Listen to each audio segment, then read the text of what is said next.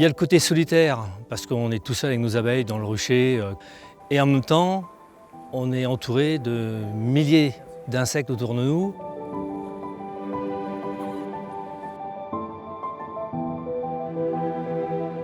À 18 ans, j'ai fait ma première formation apicole. Et ensuite, à 19, 20, 21, 22, je suis allé dans le sud de la France d'abord et à l'étranger ensuite, me former en apiculture. Et je me suis installé à 24 ans en 1988. J'ai commencé avec 200 ruches de suite. Et au bout de 10 ans, on était déjà à 700 ruches. Et là, aujourd'hui, on est à plus de 1000 ruches, quoi.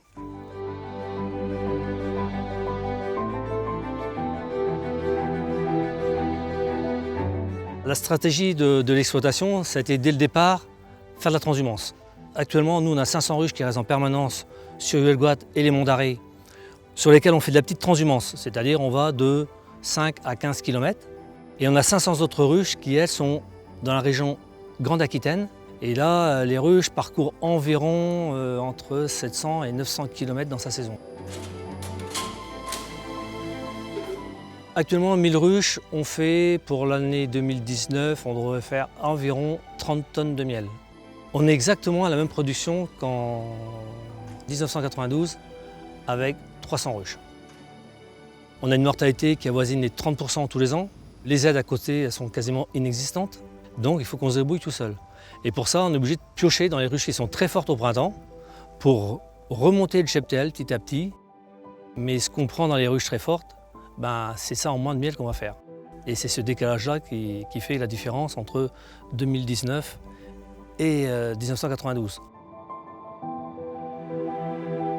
Le principal problème que nous on a, c'est une famille de pesticides qui s'appelle les néonicotinoïdes.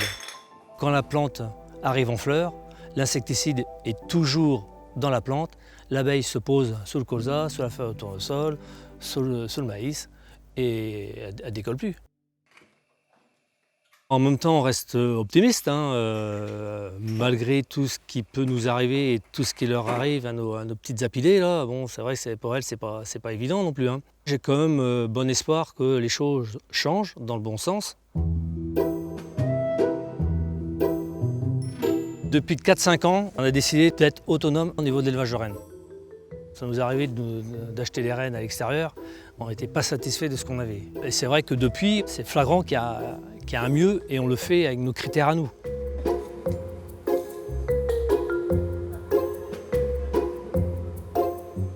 On fait à 80% vente au détail sur l'exploitation. Et puis sinon, on fait beaucoup de salons vin et gastronomie.